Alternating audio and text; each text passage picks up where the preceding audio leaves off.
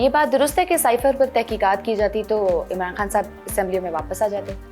देखिए, एक बहुत अच्छा उन्होंने ऑप्शन दिया था और मैं समझ रहा था कि इस पर फौरी करवा देना चाहिए, कमीशन बना देते, जुडिशल कमीशन बना देते। माजी में कितने कमीशन हैं जिनकी रिपोर्ट सामने आई है, यानी लियाकत अली ख़ान से लेकर और जनरल ज़ियाउल हक शहीद से लेकर और मोहतरमा बेनज़ीर से लेकर और एबटाबाद से लेकर महमूद रहमान से लेकर जितने कमीशन बने, किसी की रिपोर्ट पब्लिक में तो आई नहीं। तो उसमें ये एक अपॉर्चुनिटी थी कि सब जाकर असम्बली में बैठ जाते। जहांगीर तरीन या हुमायूं अख्तर बैकडोर राब्तों में अपना किरदार अदा कर रहे हैं? जहांगीर तरीन साहब तो अब मेरा ख्याल है कि उनकी दूरियां बहुत ज़्यादा हो गई हैं। हुमायूं अख्तर साहब का मैं कुछ कह नहीं सकता हूँ कि उनका शायद कर रहे हो, मुझे इसका कोई इल्म नहीं है। अबूरी हुकूमत का अगर हो तो क्या नाम, कौन सा नाम आपके माइंड में आता है जिस पे सब एग्री कर सकते हैं? देखिए, एक तो बुरी हुकूमत अगर आनी है लंबे अरसे के लिए तो वो तो बिल्कुल ही अलग बात है, आएगी तो 3 माह के लिए जी।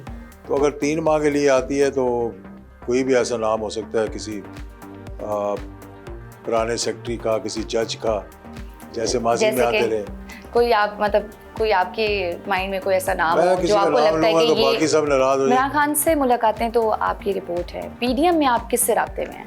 पीडीएम से देखें तकरीबन सबके साथ रब्ता मैं कर सकता हूँ, सब मेरे दोस्त हैं, मेरे साथ कुलीग्स रह चुके हैं। शेख खान अब्बासी, एहसन इकबाल, मौलाना फजल रहमान से मेरे बहुत ताल्लुकात हैं। मैं कश्मीर कमेटी में हमने इकट्ठे काम किया और मैं बड़ा पुराना उनको जानता भी हूँ।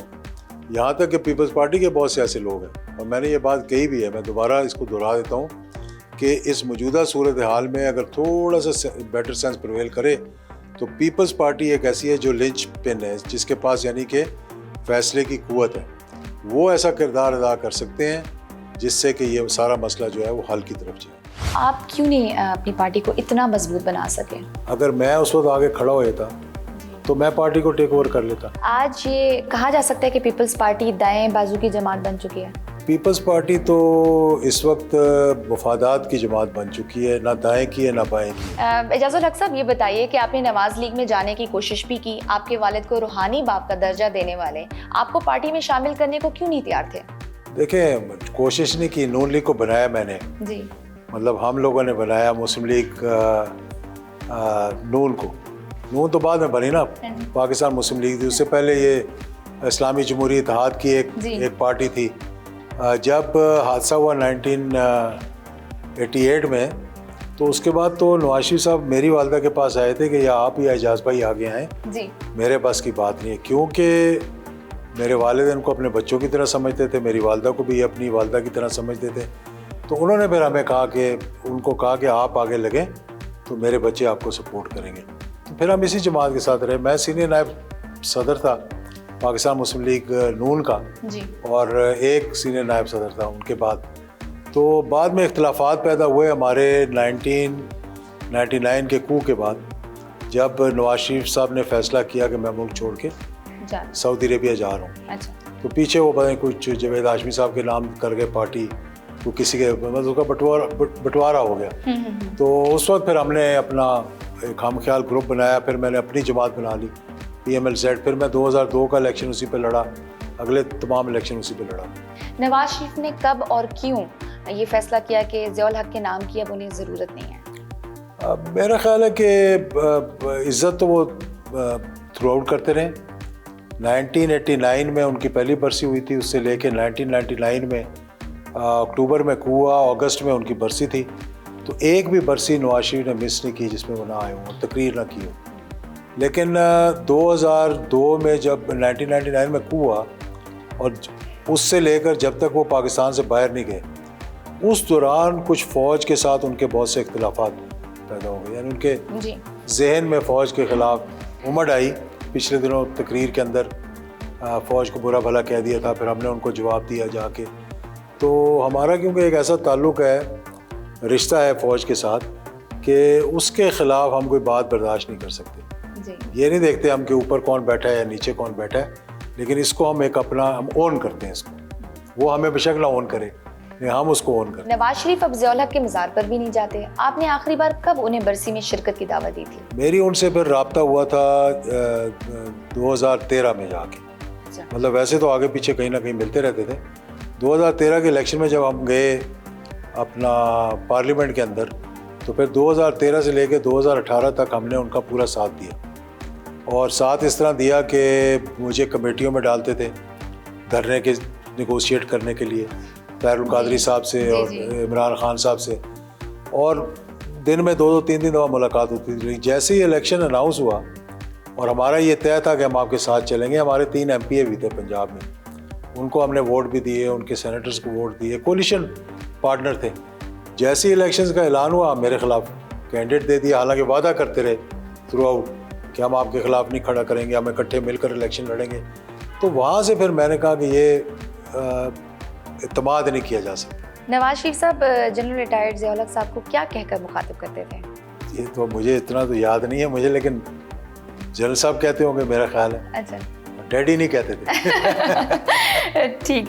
आपके ख्याल में जनरल रिटायर्ड ज़िया उल-हक साहब का दस्ते शफकत नवाज शरीफ पर रखना क्या दुरुस्त फैसला था? उस वक्त मेरा ख्याल है दुरुस्त फैसला था, क्योंकि वो शुरू से एक मुस्लिम लीगी थे, मुस्लिम लीग ही को ओन करते थे। फिर जुनैद साहब ने आके जब पार्लियामेंट के अंदर मुस्लिम लीग बनाई तो वो भी उन्हीं की, उसको भी उन्होंने ओन किया। तो मेरा ख्याल है उस वक्त उनका वो फ़ैसला सही था। और 1988 की उनकी शहादत के बाद भी इसके बावजूद कि नवाज शरीफ साहब ने उस हादसे को इतना परसू नहीं किया, क्योंकि वो चीफ मिनिस्टर थे पंजाब के। तो जिस तरह अब कहा जा रहा है कि इमरान खान के हमले को पंजाब हुकूमत को करना चाहिए, परसू नहीं किया उन्होंने, उसी तरह उस वक्त भी उसका जो मेन जिस थी, जो FIR कटी थी बेनामी लोथरा के पुलिस स्टेशन में, वो अभी भी मौजूद है मेरे पास। पंजाब हुकूमत को चाहिए था कि पैरेलल इन्वेस्टिगेशन करवाते उसकी पुलिस, जो नहीं हुई। वज़ीर-ए-आज़म अगर नून लीग से हुआ तो क्या नवाज शरीफ ज़्यादा बेहतर ऑप्शन है या शहबाज शरीफ साहब? देखिए, नवाज शरीफ साहब लीडर एक ही है, नून लीग में और कोई लीडर नहीं ना, मेरे ख्याल में अभी जल्दी कोई पैदा होगा। तो शहबाज शरीफ साहब तो हादसे के तौर पर बन गए ना वज़ीर-ए-आज़म, वरना मेरे ख्याल है कि उनमें वो नहीं है, पॉपुलैरिटी भी नहीं है। आपके कैसे ताल्लुकात हैं शहबाज शरीफ साहब से? मेरे बहुत अच्छे ताल्लुकात हैं उनसे। जब वो वज़ीर आला थे यहाँ पे और मैं मरकज़ में था, तो उनसे बहुत अच्छे ताल्लुकात। आप PTI की हमायत के बगैर आइंदा इलेक्शन जीत सकते हैं? बिल्कुल जीत सकते हैं, ऐसे बिल्कुल नहीं है। तो इलेक्शंस तो हमने नून लीग की हमायत के बगैर भी जीता, काफ लीग की हमायत के बगैर भी जीता जब वो पीक पे थी अपने जी। और PTI तो हमारे इलाके में इतनी ज़्यादा उसकी वो पॉपुलैरिटी नहीं थी पिछले इलेक्शन में। और एक वजह हमने उनके साथ जब अलायंस किया तो उसका हमें पिछले इलेक्शन में नुकसान हुआ।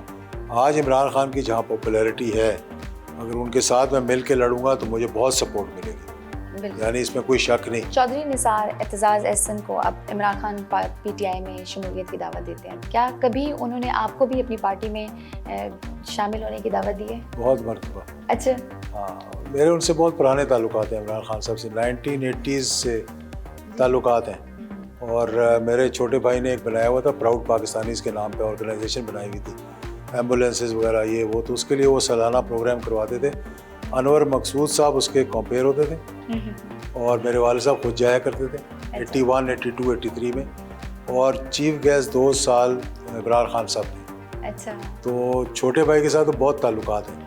1988 में जब जुनैद साहब की हुकूमत ख़त्म हुई तो इंटरम के लिए मिनिस्टर बनने के लिए इमरान खान को ऑफर भी। तो आपकी पार्टी का फ्यूचर इतना ब्राइट नज़र नहीं आ रहा, आप क्यों नहीं अपनी पार्टी को इतना मजबूत बना सके? देखिए, हम अपने सारी सपोर्ट की थी। उस वक्त हमारा नज़रियाती तौर पर पीपल्स पार्टी के साथ इख्तिलाफ था।